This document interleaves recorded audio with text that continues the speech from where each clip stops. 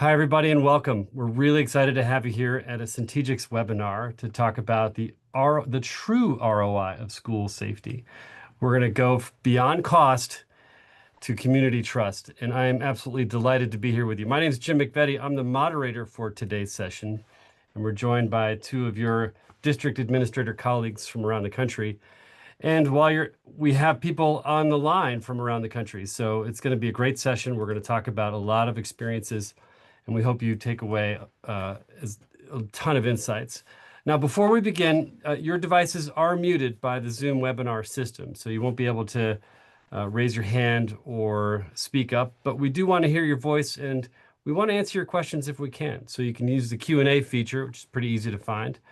And yes, the webinar is recorded. It will be available online and will be distributed to everyone who's attended today. So with that, we're off and running on an amazing agenda. We'll do some intros, which we've just kind of started now. We're going to talk about the shift from cost to investment, what that really means, and we're going to hear from these district leaders who can speak to that from their own personal experience. We'll look at the impact on confidence and community trust.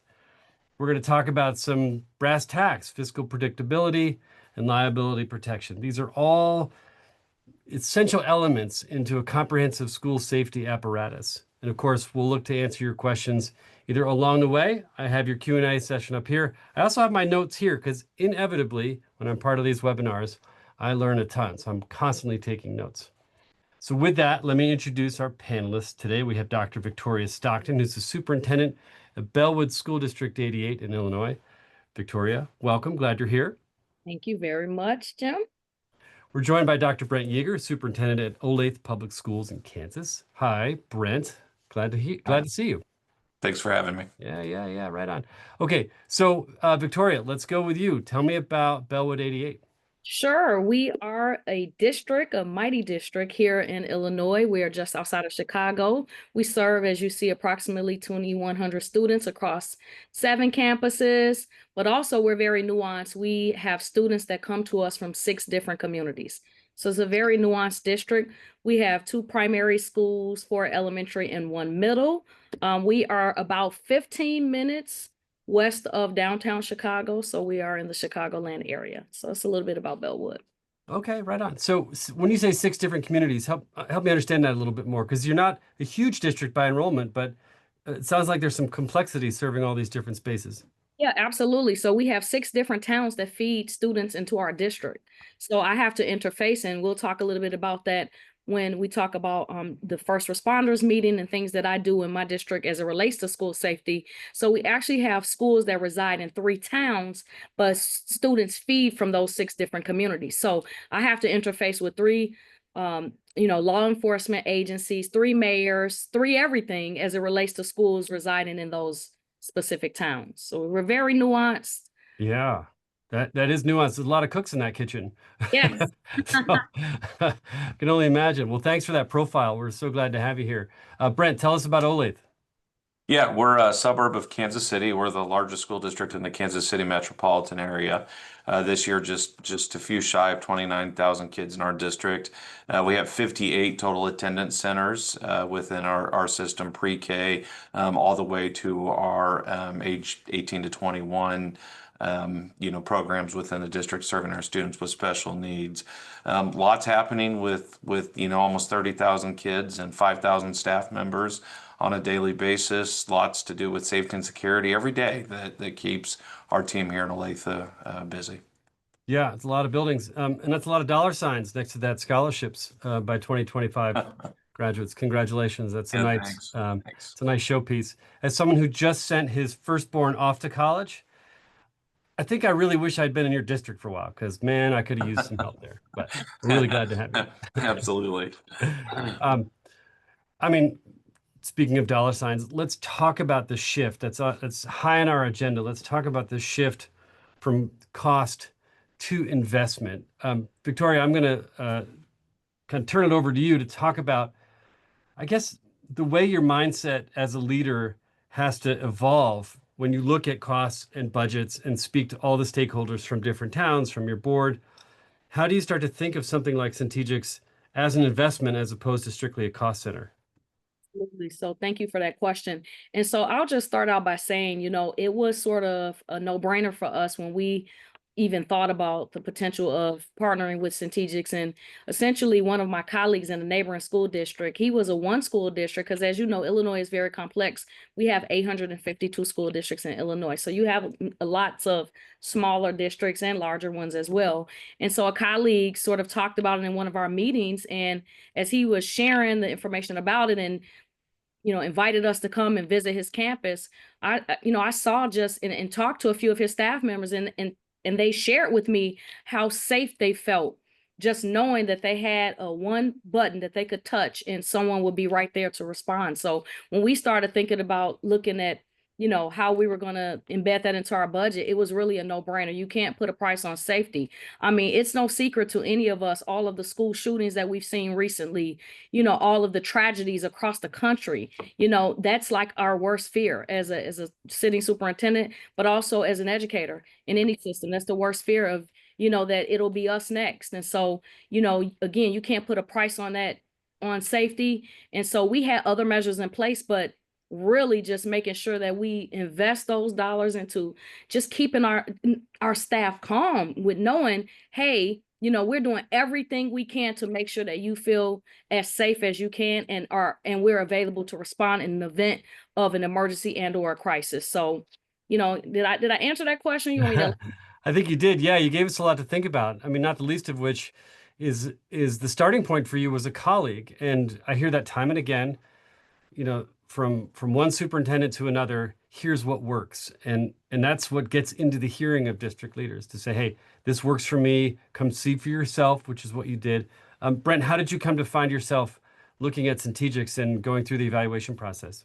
To be frank, like many organizations, many school districts, we have vendors reaching out to us all the time, who want to sell us things related to safety and security.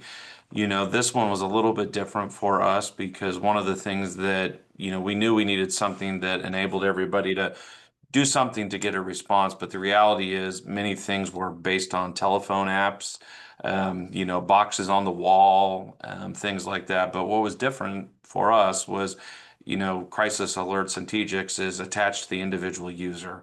It's part of the badge, which felt different to us, and we were investigating it a lot. Unfortunately, in our district in the spring of 2022, we did have a school shooting at one of our high schools.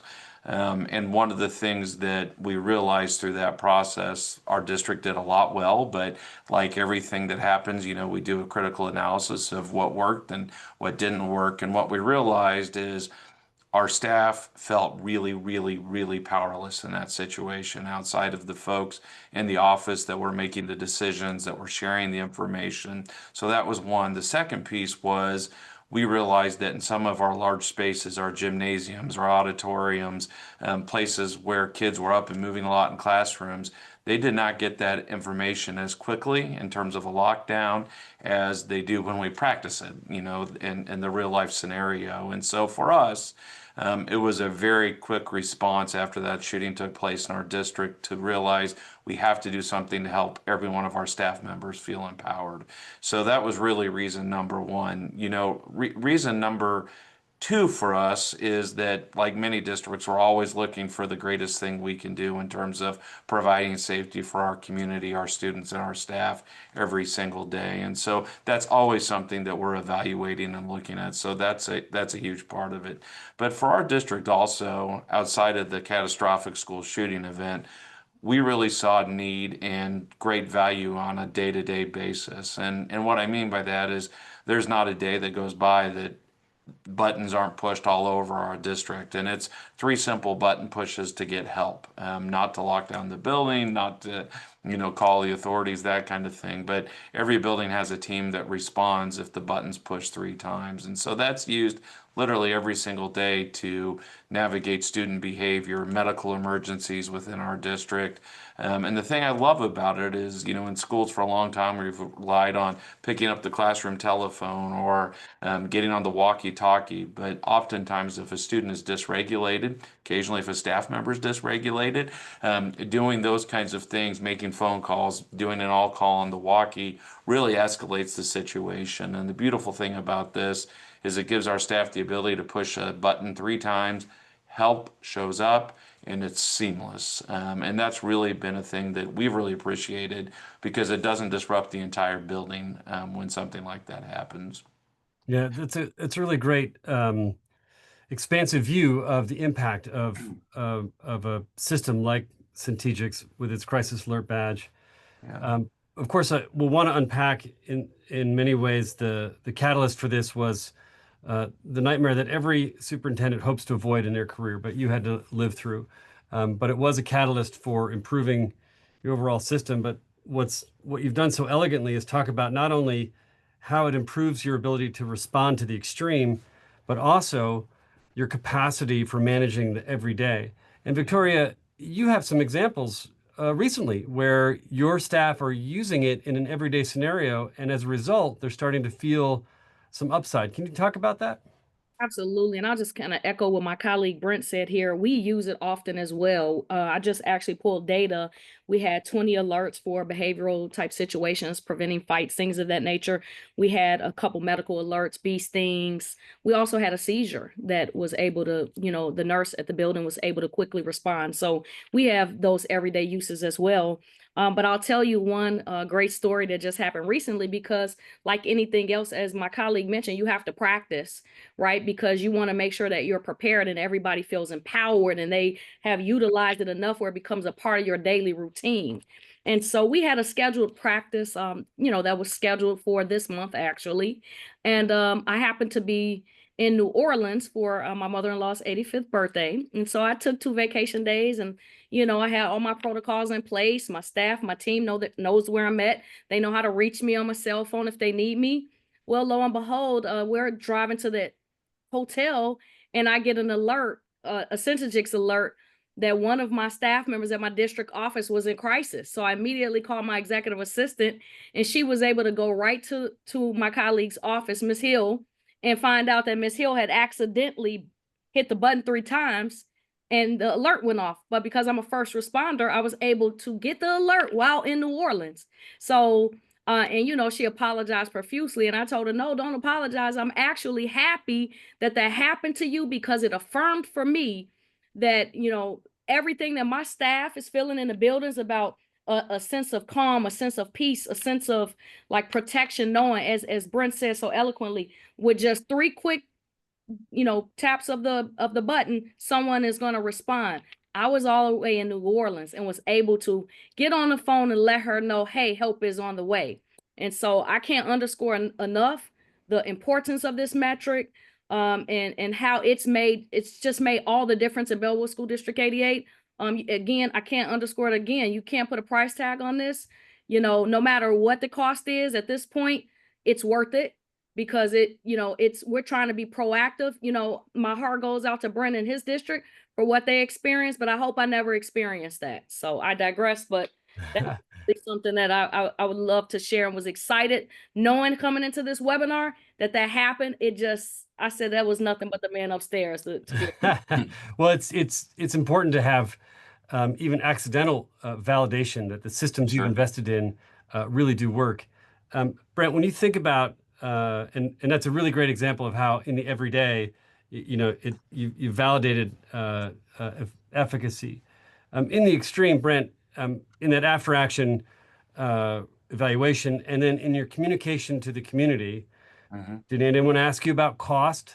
And do you anticipate that if you were to live through this experience again, anyone would ask you about cost? Tell me about Never. that.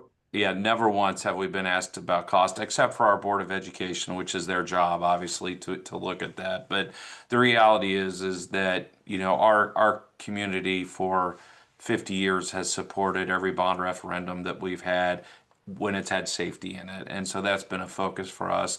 We're blessed to be in a community that really values us doing everything we can to keep our schools safe. But, it's interesting. I was thinking, just as I was driving back from a meeting today before we got on, I meet with, like all of us, I meet with a lot of community groups, and I had a community member just pressing me, and it was a meeting in the building here where I work in our central office, and I had a community member really pressing me about the legitimacy of our safety and security and the crisis alert badge that we use through CENTEGIX. And so I held it up in the meeting, and my team didn't know I was doing this, which probably wasn't smart, but I did it nonetheless. I held it up and I pushed it 3 times right in front of the room full of 50 people. And I'm not kidding, within 20 seconds, I had 3 guns standing in the back of the room. And, and that's luckily our security team is here and they're all armed, but it was a really quick response to show how quickly the message is received by people who can make a difference. And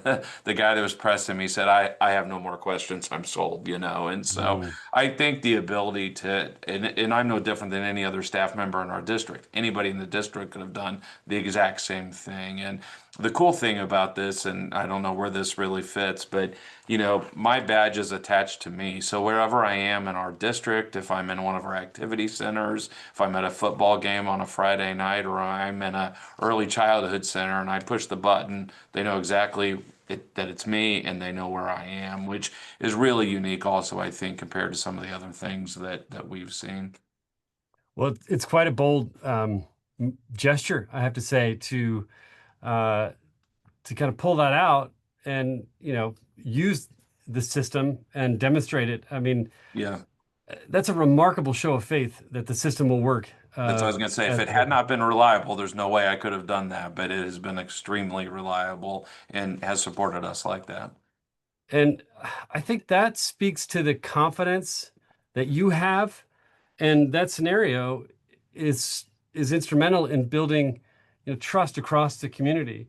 Now, Victoria, you have, I think you said 6 or 7 towns that feed into into your district. So how do you cite the use of CENTEGIX, the fact that it's always available, and as Brent pointed out, it's always working? I'd love for you to talk about how you start to build that trust across the community at large, and of course also within the halls of your school districts, of your buildings. Well, I think the first thing is, just you have to show them. So one of the things that I did initially when we first brought CENTEGIX on board was I conduct an annual first responders meeting where I bring in all of the municipal leaders, fire chief, police chief, the mayors of the town.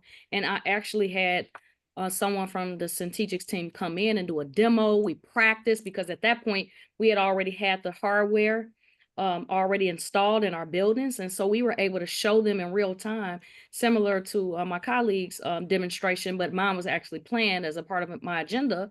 We were able to show them.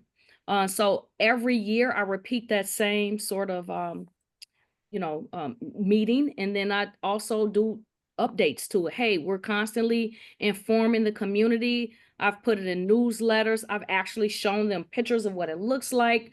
My principals are training and orienting staff on it when they get onboarded. So we have it it's become a part of our culture here in the district.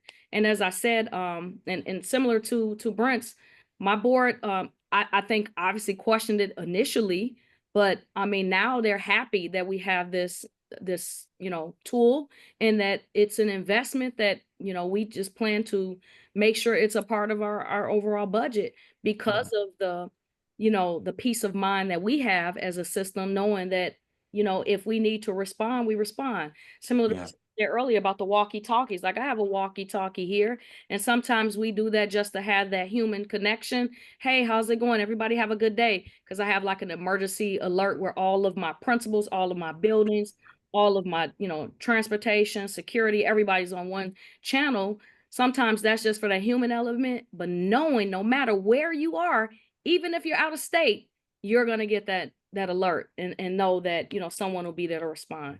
It's just priceless. Yeah, I mean, what a peace of mind factor, as it says here. When you think about your faculty and staff, among your leadership team, or maybe sometimes we hear with teachers unions, if you're in a union state, that this peace of mind is really important, and even can contribute to retention or recruitment activities. Has that come up for either of you? You know, it's interesting for us. We were the first district in kind of our area to get this. I will say now every district in our area has it. Even our local hospitals are using it now. And so at first it probably was a good thing for us in terms of recruitment. I think it helped with retention as well. But the interesting thing about that is I think it grew so much around us. One, because people saw, you know, what happened in our district, but also, you know, we're cognizant of what we learned from that. But honestly, a lot of it is just people, parents, staff who know people in surrounding areas having conversations. That's really how it grew. So, you know, I would say probably more important than being a recruitment or retention tool, it's made our metro area, I think, a lot safer in our schools. I haven't had any issues, Jim, with it at all. You know, I think back to even when we rolled it out, you know, we had our union leaders at the table, we shared it with them. We have what we call the collaborative for academic excellence and the collaborative for operational excellence. So we try to be very transparent and upfront with our union leaders and, you know, let them know all of the big initiatives that we're going to be taking on as a district and as a system. So no, we haven't had any Yeah. pushback, I would say, on it. People again feel that ease and feel that peace of mind. And you know, we really amp things up in terms of the education of it when Uvalde happened. And so again, they felt really good knowing that, you know, not only do we have security in all of our buildings, but we also have this as well. So Yeah, Victoria, you've taken a collaborative approach to bring all your stakeholders on board, which really makes a lot of sense, particularly in the education space. Brent, on your side, what might have once been a competitive advantage for bringing teachers into your district has has been given away because now everyone has it. But it seems to me you're willing to accept that. That's a very happy trade-off for peace of mind across the communities. Yeah, yeah, absolutely. No question about it. And, you know, I would say just a plug to the team at CENTEGIX, you know, we initially, you know, through our teachers union and others had questions about, you know, so if I have this badge with me, are you going to see where I'm going when I'm off campus and all of those kinds of things. And I will say, you know, Victoria just shared bringing the CENTEGIX folks in to talk to the first responders and what have you. That support has been really tremendous. And it's something obviously that team has answered 100 times. So they're very, you know, ready, willing, and able to step in and say, let's explain how this all works and videos and things like that, which really kind of took care of all that at the onset when people realized there was zero intention of us knowing where you go when you leave the school at the end of the day. Yeah. same. We also got the question of, is it recording us? Right. Yeah. Yeah, but they were to your point, the team was really good about answering those questions, helping us with the onboarding and making sure that we felt supported and that when we were getting ready to implement, that we had everything we need for a smooth and seamless transition to the use of the product. Yeah. Well, Yes. I mean, clearly you've been able to articulate the impact on your community, and improve a lot of outcomes at every level. And sometimes the urgency with which systems like this get adopted can lead to a lack of predictability down the line because you know you're not solving just for this week, this month, this year. As district leaders, you're solving generational issues, and that really speaks to the importance in this case of fiscal predictability. It probably doesn't capture the headlines in the way, you know, an active assailant, an uninvited, you know, intruder or medical emergency, those kinds of things. But you know what? Budgets do show up. So let's talk about how you, I guess, viewed CENTEGIX in terms of the predictability. I mean, there's really aren't piecemeal solution aspect to this. It's what you see is what you get. They're not really hiding any fees. Can you talk about that as a factor in your relationship and working with CENTEGIX? Brent, I'll start with you. Yeah, I mean, it's been very predictable for us all the way along. You know, we just updated over the summer to the newest version of crisis alerts and CENTEGIX. And, you know, honestly, just because of that ongoing relationship and the connection, it's been easy for us to budget that into our overall budget process. And, you know, like I said before, we never get criticized for spending money on safety and security of our students and staff. And I think that's correct. You know, I think especially when we're able, and Victoria talked talked about, looking at the data, when we're able to say, here's the data over the last year that we've experienced in our schools, and, what are the things that have been lockdown incidents, medical emergencies, student altercations. It provides us really great data that, I believe even if there was some, if you would, some pushback on the money that's being spent, we would very easily be able to show data that said, we want to show you the difference that it's making in the information that we have that we never had prior to this being in place. So, for us, it has been predictable. I see on your screen the multi-year contract piece. That's one of the ways for us that helps us predict and be able to plan, multiple years out, knowing what that cost is going to look like.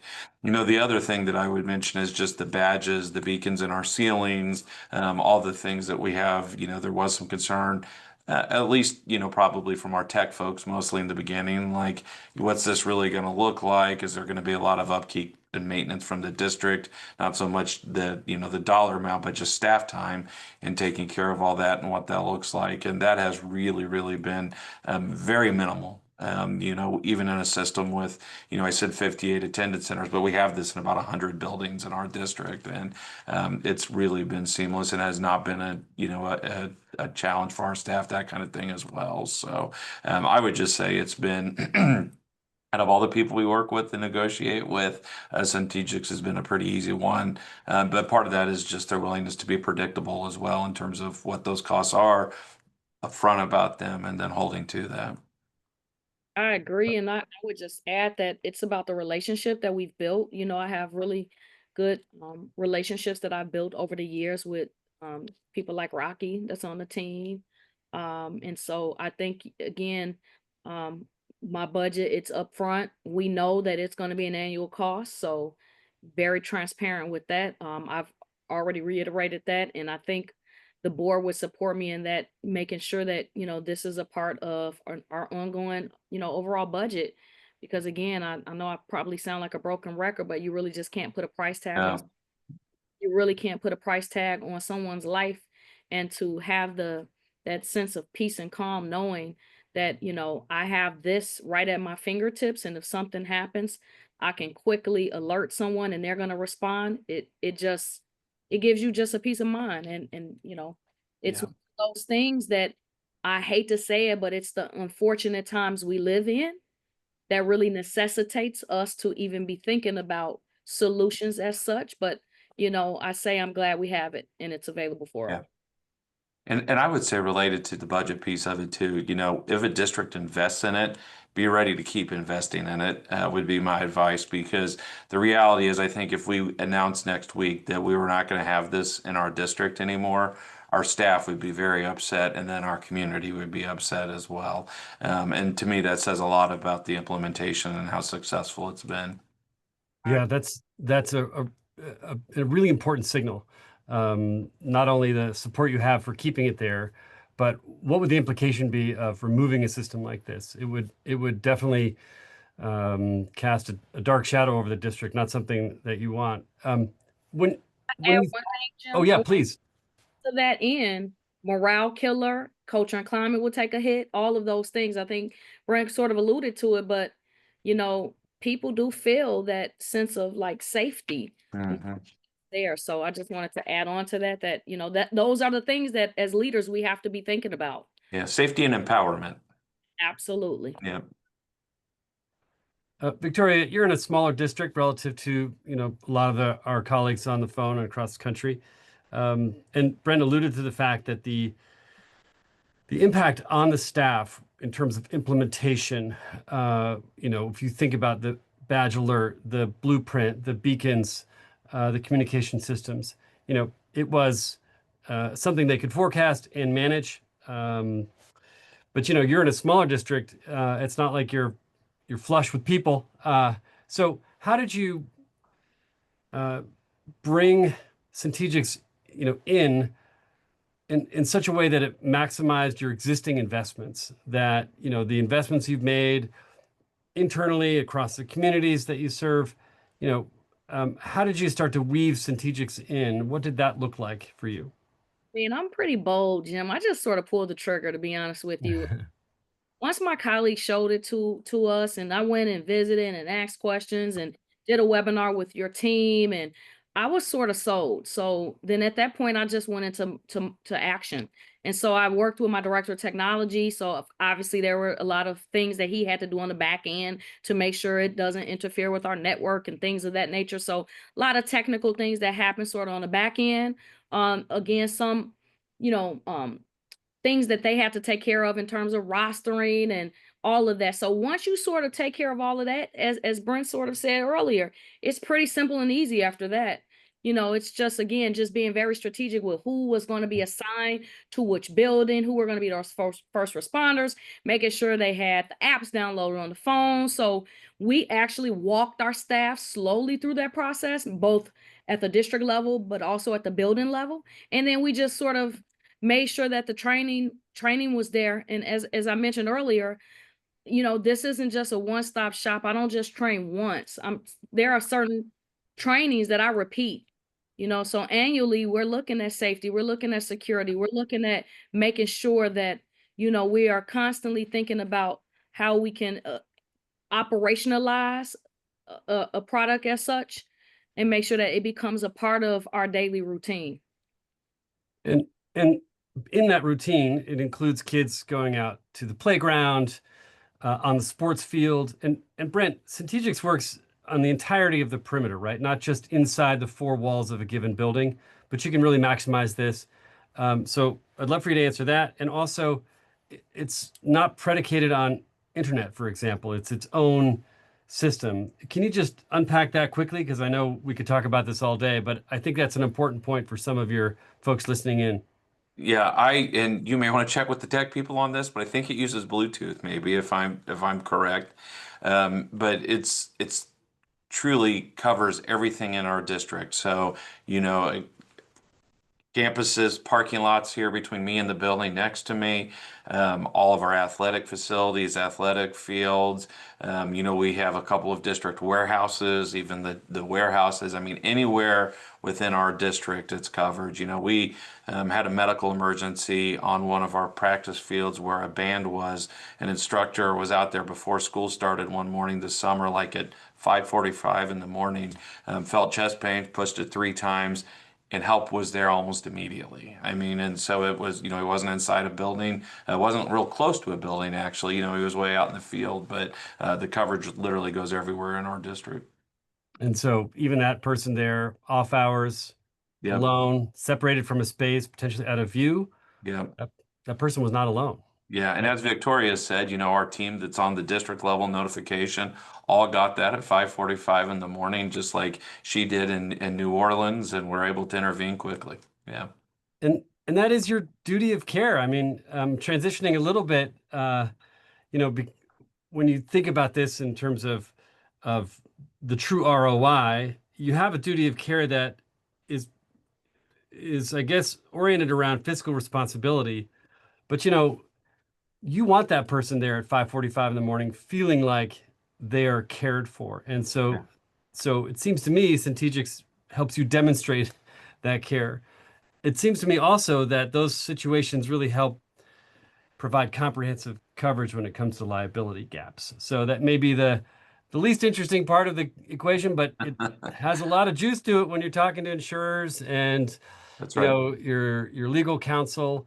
How do those conversations take shape? Yeah, you know, I mean, the thing for us, and it kind of goes to what you just said about ensuring care, like it's about getting a quick response to help people. You know, I hate that it's always about things that are really challenging, but we have swimming pools in all of our middle schools. We had a student who was drowning in one of our middle schools. The teacher pushed the button 8 times and put the school on a lockdown, which, you know, we maybe would have preferred 3, but turns out that 8 was okay in this situation because immediately the fire trucks, the ambulance, everybody was on the way to the school. Truly saved a kid's life. But the other thing is the teacher never had to leave the side of the student. So the teacher was right next to the student that was struggling the entire time. Didn't have to leave, pick up a phone, a walkie-talkie, any of those things. She literally was right there until the school nurse came, you know, first responders came. That wouldn't have happened any other way, you know, if it was our kind of old mechanisms for those kinds of things. So the reality is that, you know, just from a care for people, that's great. But yes, the liability piece too. I mean, never would we have had a response that quickly without this product. So, Some Not powerful, powerful displays of the power of this yeah. system. Victoria, I imagine you have, you know, a lot to say on this matter too. And I will tell you, one of the happiest people in my district is our school nurse. We have a district nurse who, you know, we have nurses in all schools, but she's like the head nurse of the entire district. And she just rants and raves about the power of it because she uses it. You know, we get those medical alerts, and she's a first responder for all buildings. And so when I called her to get some data, you know, I talked to my tech director, but I also called her nurse there to tell me a little bit about, you know, your experience. And she's like, oh my goodness, doc, you just wouldn't imagine, you know, like she's, you know, thrilled that we have it because she's been right there to respond in an incident. As I mentioned earlier, we had a seizure recently, and she went right to the classroom and was able to help intervene. And obviously they got the paramedics there, but yeah, it's a safety measure that you just, you know, you're just glad you have it. Yeah. Well, as questions have come in, you've actually answered them. It's been amazing. I've been tracking some of the inbound inquiries. We've been able to work them into the conversation. So I'm really grateful that you were able to, you know, spend some time here and give your own personal, your lived experiences. And, you know, we had been preparing a little bit the takeaways that we might expect from this conversation.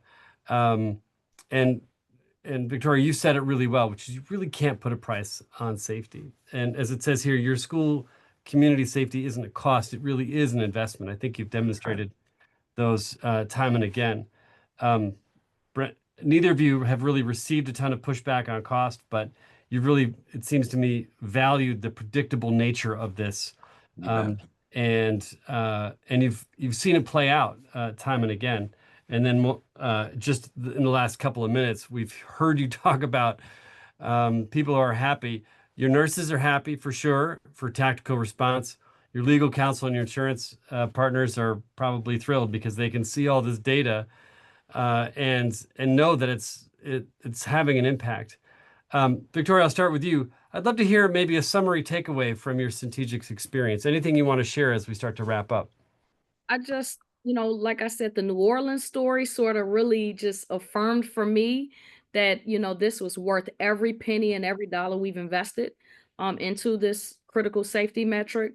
You better know I have a board meeting tonight, and I will be sharing that update with my board as well about the incident in New Orleans. But I'll say this too, it's about educating the community. It's about educating all stakeholders, both internal and external, about the power of it, the power of the tool, and you know, sharing those real lived experiences, I think really speaks to us being proactive and not reactive. And again, having my first responders at the table annually to review everything we're doing, and then getting input from them, but also being able to share with them a tool that they actually sort of co-sign and say, wow, doc, this is great. You know, so I think I'm definitely a champion for it, and I think that's key. If you're going to bring this to your board and say, "Hey, I think this is a recommendation of, you know, us implementing this system, you know, for the safety and well-being of staff," I think you have to believe in it. You have to believe in the power of it, and I definitely do. And again, I'm glad that we had our little incident because it was like, thank you. That was the confirmation and affirmation that I needed to know that this is the good and the right thing to do. Well, thanks for that takeaway. I really appreciate that.